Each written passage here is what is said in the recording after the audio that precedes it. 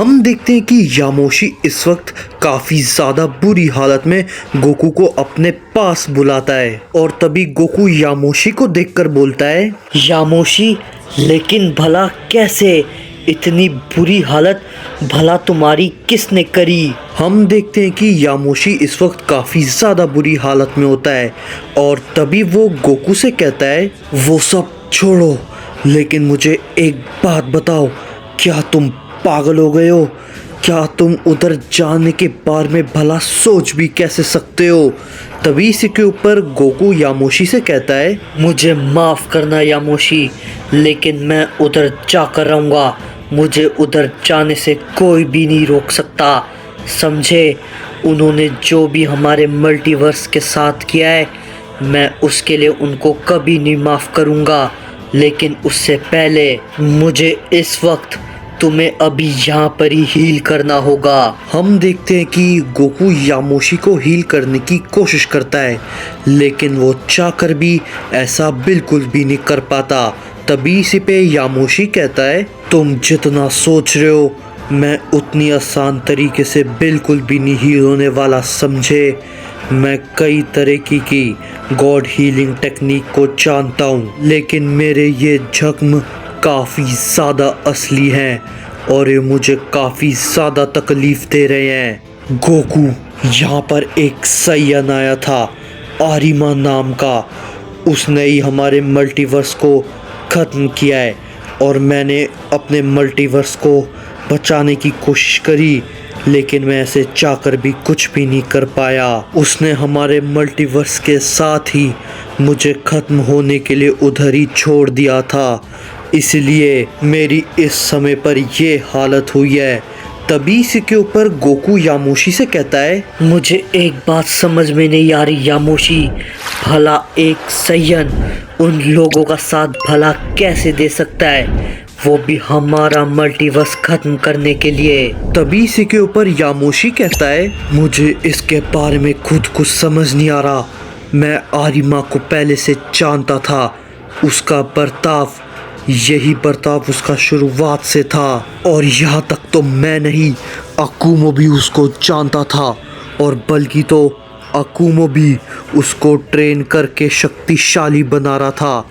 लेकिन मैंने अकुमो को कहा था कि आरिमा एक दिन उसको धोखा ज़रूर देगा, लेकिन अकुमो ने मेरी बात बिल्कुल भी नहीं सुनी और वो उसको ट्रेन करता ही गया। आरिमा कई बरसों पहले अकुमो के उन साथियों में से कभी एक हुआ करता था, लेकिन पता नहीं अब वो भला ऐसा क्यों कर रहा है। तभी इसी के ऊपर गोकू कहता है, यामोशी, अगर तुम्हारी ऐसी हालत है तो क्या ये भी हो सकता है अकुमो की भी ऐसी हालत हो सकती है? तभी इसी के ऊपर यामोशी गोकू से कहता है, इस बात के बारे में मैं खुद ज़्यादा कुछ नहीं जानता, क्योंकि आरिमा को ये चीज़ पता है, जब तक अकुमो जिंदा है अकुमो उसको ताकतवर बनने नहीं देगा और वो उसको ऐसा कुछ बिल्कुल भी नहीं करने देगा।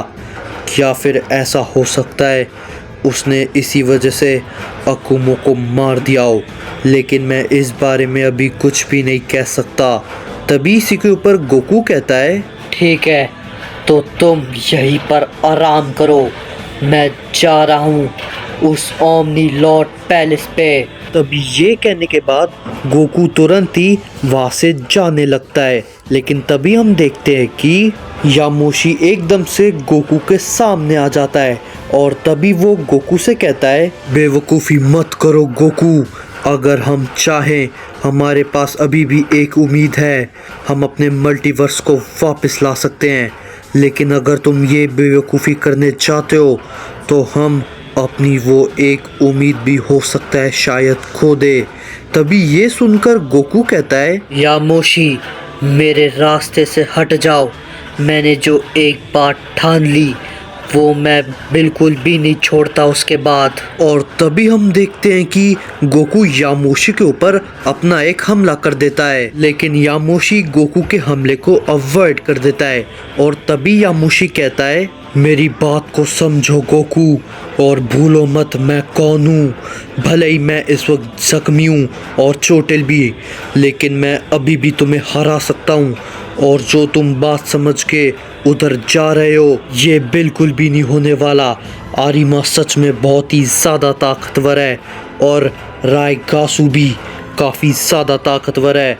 तुम उन दोनों का अकेले सामना बिल्कुल भी नहीं कर पाओगे। और तभी जिसके ऊपर गोकू कुछ भी नहीं कहता और गोकू तुरंत ही वहाँ से जाने की कोशिश करता है, लेकिन यामोशी उसको ऐसा करना बिल्कुल भी नहीं देता। तभी इसी के ऊपर गोकू कहता है, अब चाहे कुछ भी हो जाए मैं नहीं रुकने वाला। उन लोगों ने मेरे दोस्तों को, मेरे परिवार वालों को और मेरे मल्टीवर्स तक को सबको एक साथ खत्म किया है और तुम कह रहे हो मैं रुक जाऊं? सच बताऊं यामोशी, अभी तुम मेरे बारे में कुछ भी नहीं जानते हो। और तभी हम देखते हैं कि गोकू की आंखें धीरे धीरे कर करके लाल होने लगती है, जो देख के यामोशी एकदम शांत हो जाता है। और तभी वो कहता है, मैं तुम्हें चाहकर भी नहीं रोक सकता किसी वजह के कारण, लेकिन मैं अभी भी यही कहूँगा, रुक जाओ गोकू, वरना बहुत कुछ बुरा हो सकता है। और तभी हम देखते हैं कि गोकू सीधा इंस्टेंट ट्रांसमिशन की मदद से वहाँ से गायब हो जाता है।